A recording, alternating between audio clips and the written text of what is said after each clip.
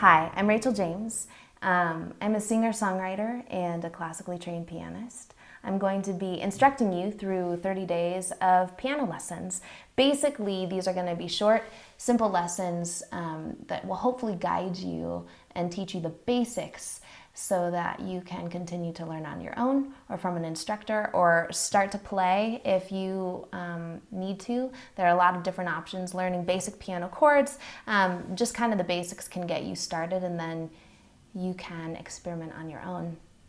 This first lesson today, I'd like to start with giving you a little bit of the history of the piano, taking a really good look at what it looks like, the inner workings of the piano, how it functions, and why it's such a marvelous instrument. So let's delve right in.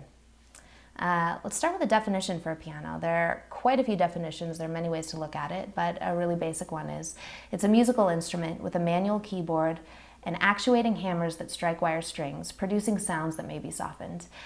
This is very at the basic core of how the piano works. It's a stringed instrument with hammers that strike it. You can use what we call the sustain pedal to, on the damper pedal, to soften it, to make the notes ring out farther. There are so many different sounds that you can produce with the piano because of all of these options. Not to mention the instrument itself, I personally think is the most beautiful instrument. A lot of people use it as decoration. It's just lovely.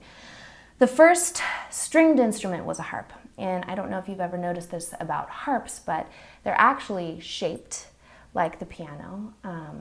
Just they sit upright and they're plucked strings. So if you think about it, the harp has the strings being plucked with the fingers.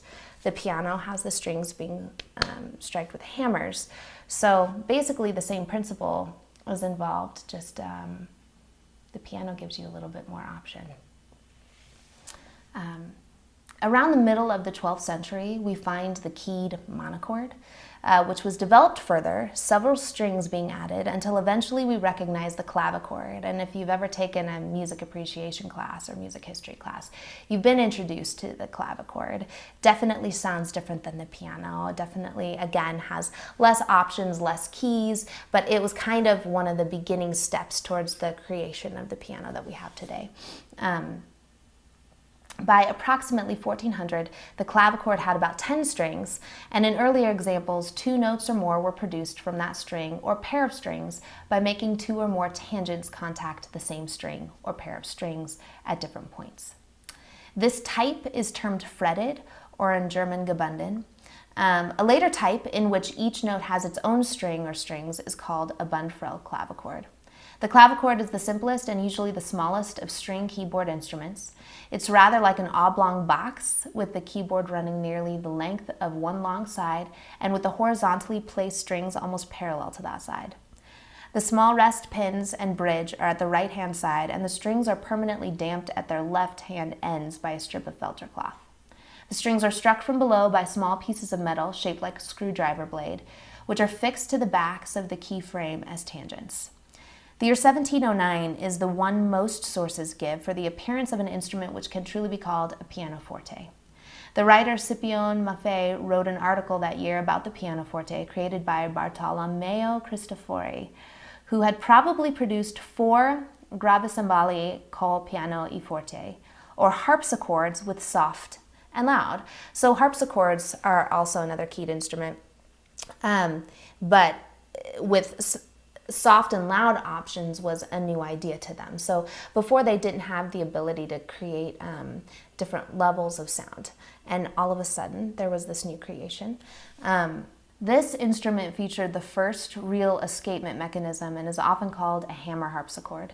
The small hammers were leather covered. It had bichords throughout, and all the dampers were wedge-shaped. By 1726, he seems to have fitted a stop for the action to make the hammer strike only one of 2 strings, and he had produced about 20 pianos by this time. Then he's kind of presumed to have gone back to making harpsichords, probably because there was a lack of interest in his pianos, which is too bad. 3 of his pianos remain around today, one with 4 octaves, and we will go over what octaves are very shortly in these lessons.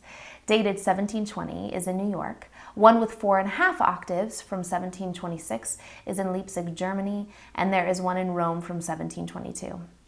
There are approximately 10 plucked instruments surviving today with the name Cristofori on them.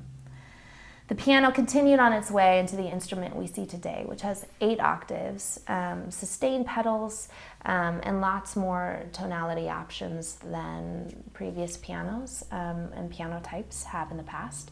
It's an extremely versatile instrument. You find it in almost every type of music out there. It can be played in so many different ways. In fact, I know people who take upright pianos, take the back side off of them and hit the strings from behind in order to create different noises, which is kind of a crazy way to use the piano, but you'll find that this instrument is extremely versatile, extremely exciting. Hopefully these lessons will inspire you to continue your learning.